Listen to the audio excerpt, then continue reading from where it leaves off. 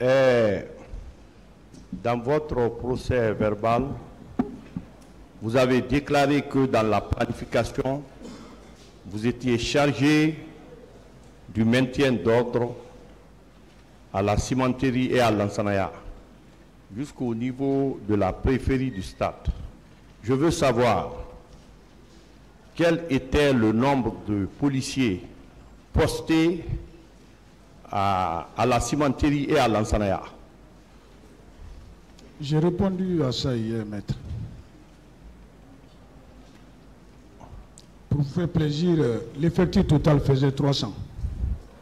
Oui, mais pourquoi je vous ai posé la question?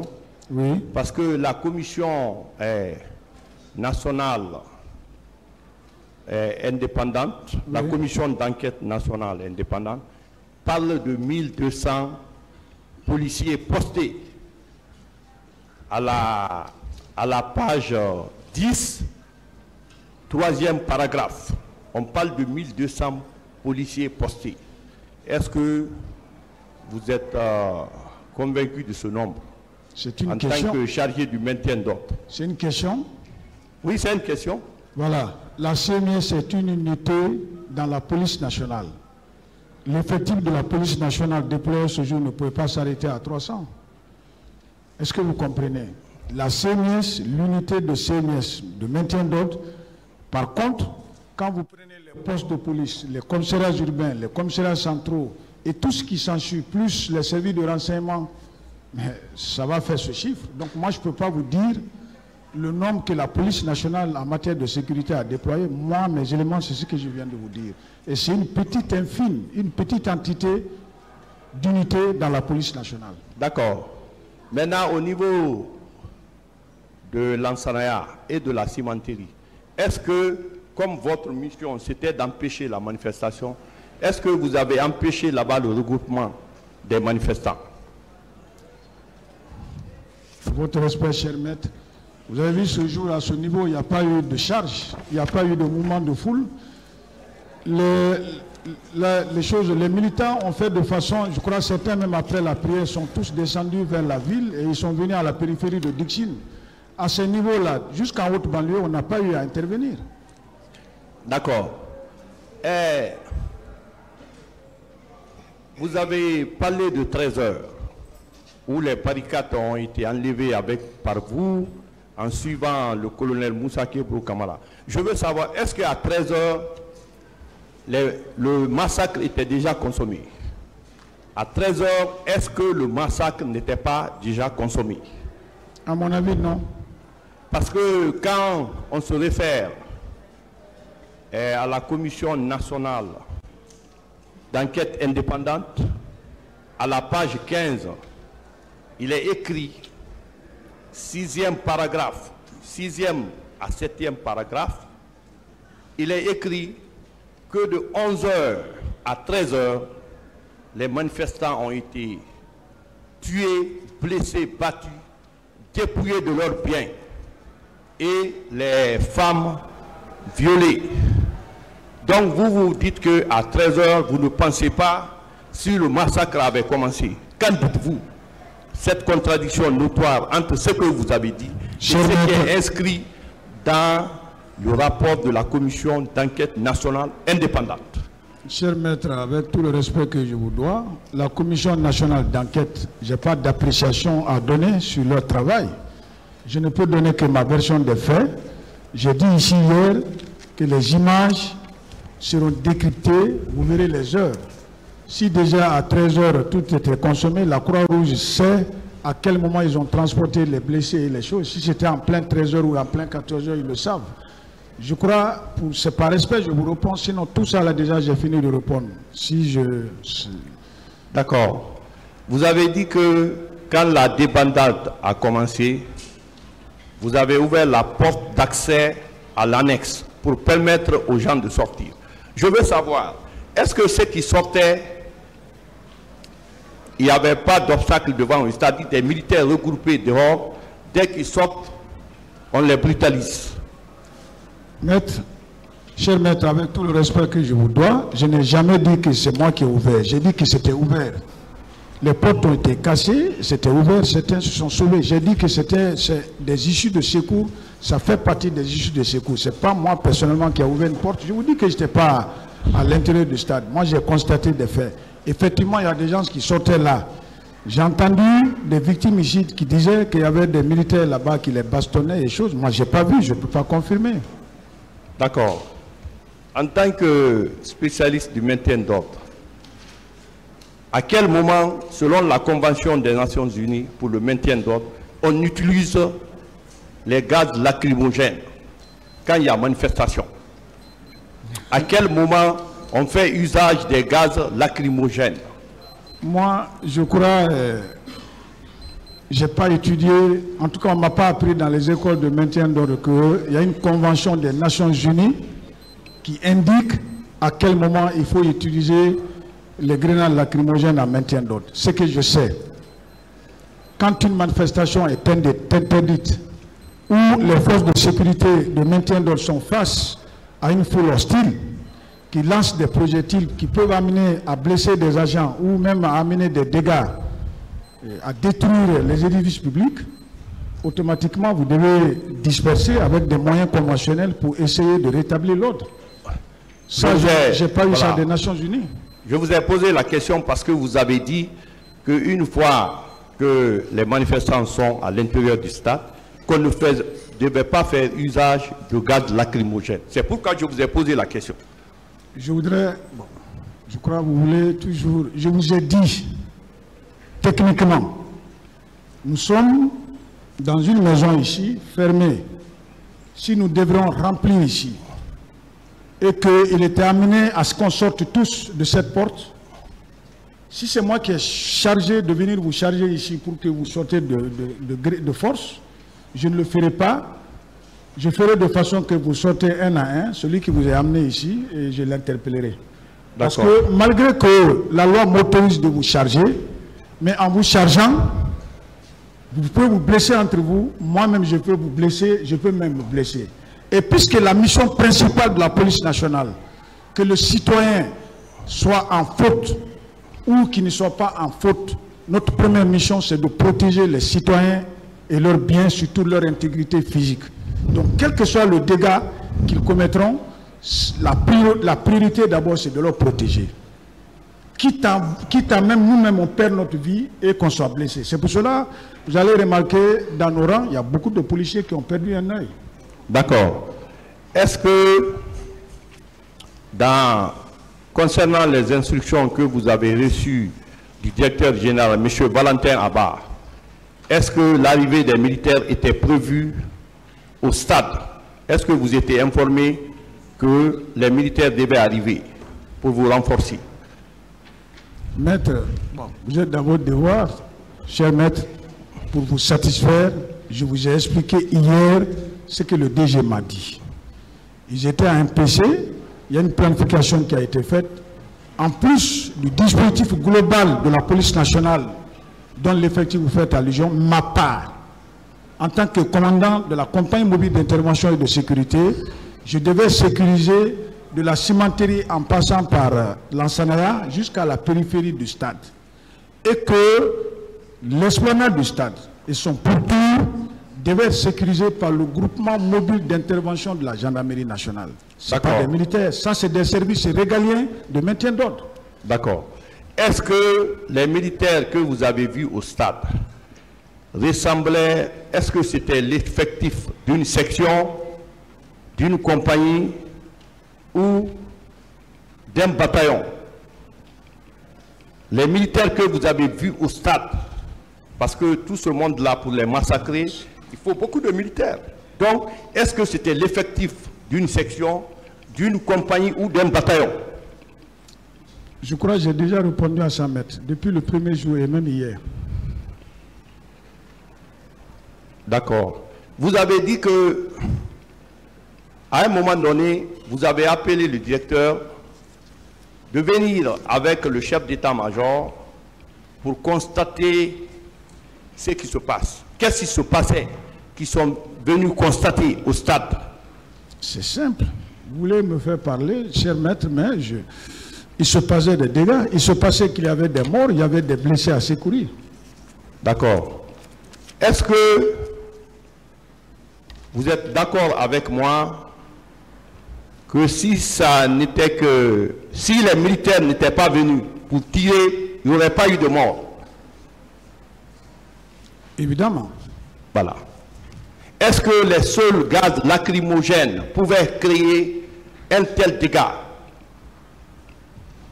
Si les grenades lacrymogènes devaient tuer, peut-être que nous-mêmes, nous tous, on serait morts avant aujourd'hui. Voilà. Est-ce que vous êtes au courant de l'effectif des recrues de Kalea qui sont estimés à 9000 hommes? Tout ceci était parti au stade. Cher maître, avec tout le respect que je vous dois, je suis là pour la police, et ce n'est même pas pour la police entière, parce que je n'étais pas le directeur général de la police, je suis là pour la CMIS.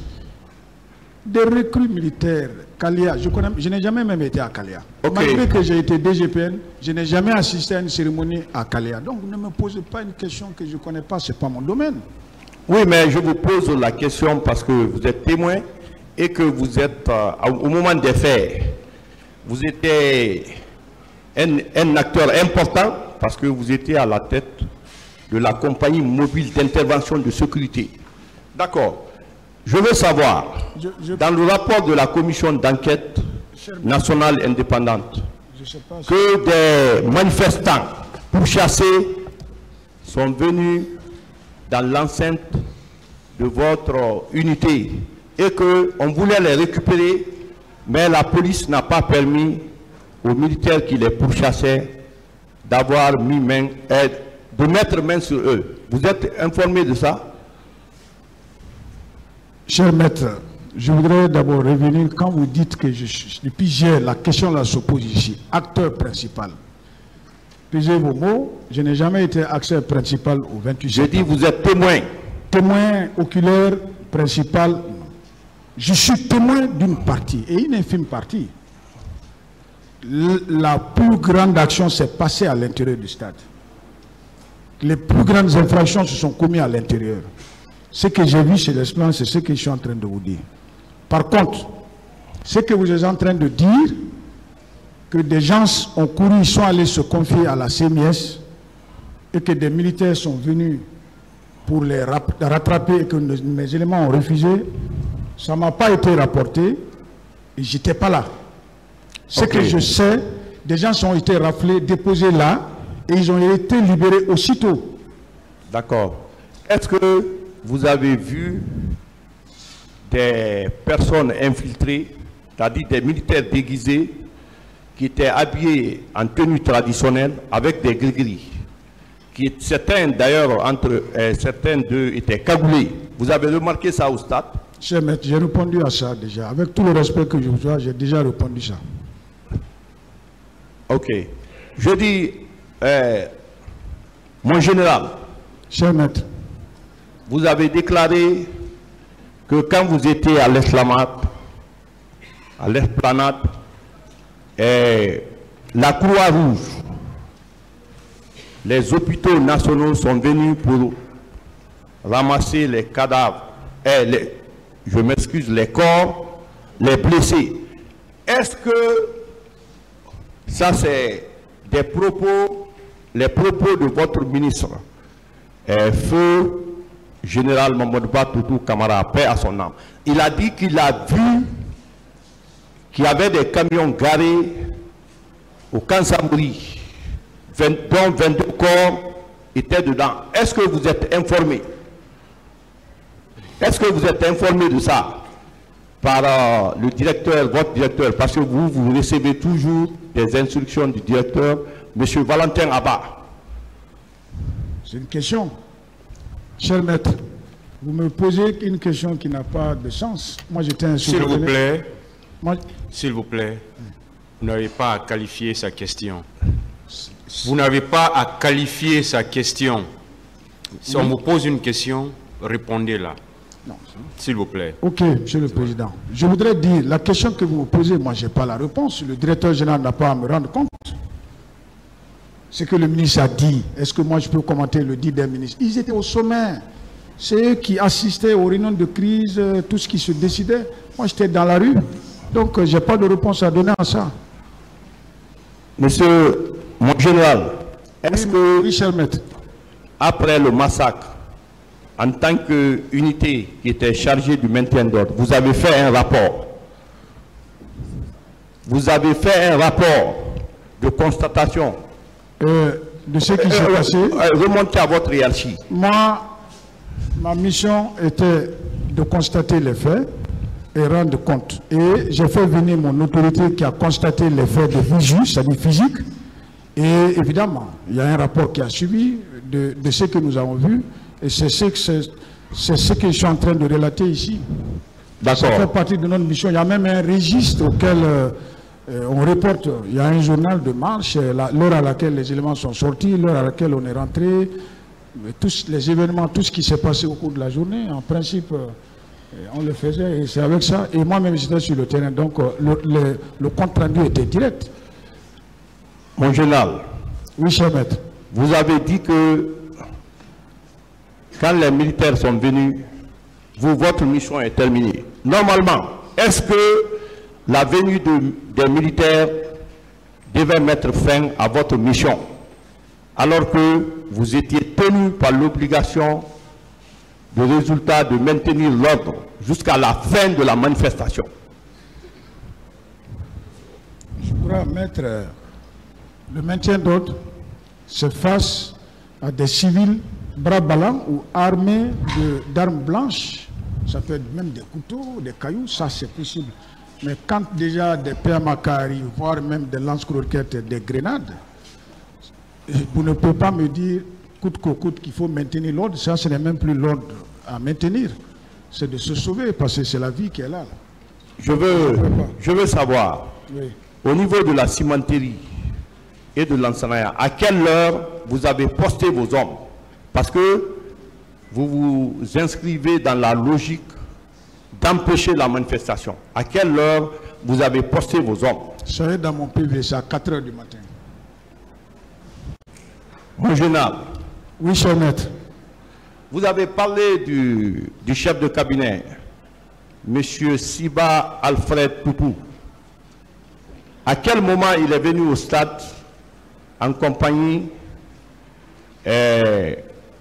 du directeur général et du chef d'état-major pour constater?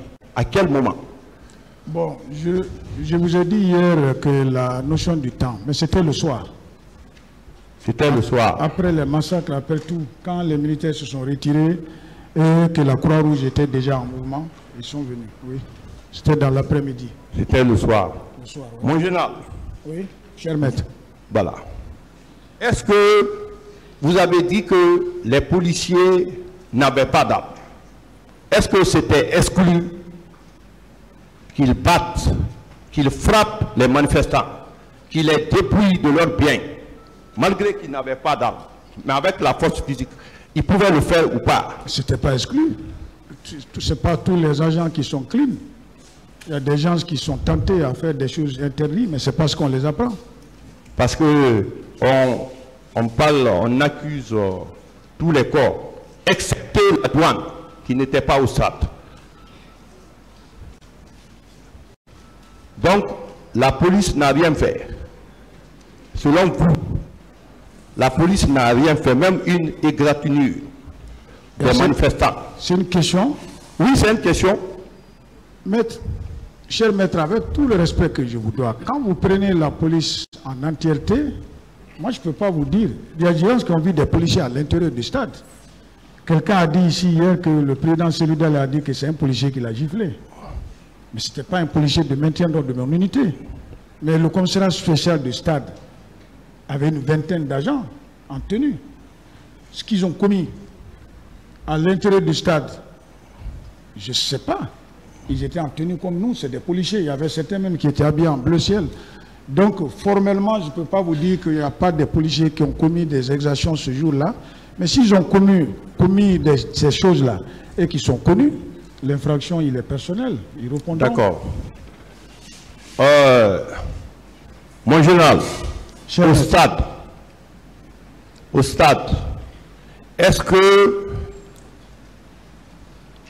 qu'on vous a remonté l'information selon laquelle qu'on a procédé à des pillages dans les centres de Bambeto et de Koza par les forces de l'ordre? Personne ne pourrait me remonter. En ce qui concerne mes éléments, aucune information ne m'a été remontée dans ce sens. Mon général, Cher maître, au stade, non, quand vous avez replié au niveau de Donka, vous avez dit que vous attendez la gendarmerie. Le colonel Kebro est venu, il vous a dit que le président n'est pas content de vous. Quelle est cette expression, selon vous, quand on vous dit ça?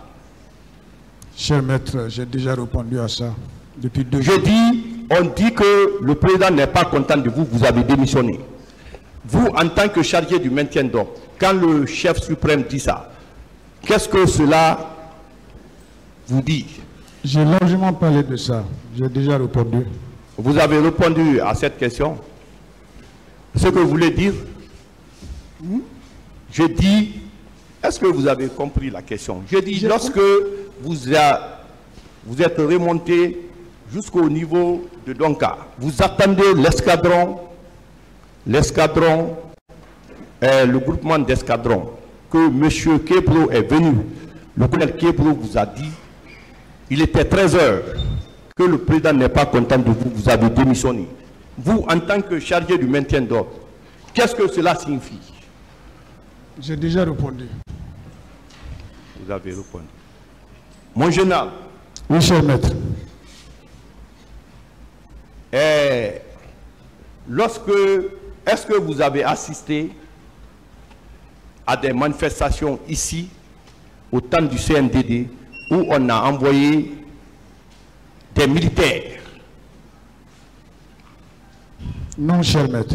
Vous n'avez pas assisté. Donc, pour vous, si on a envoyé les militaires, c'était pour les réprimer.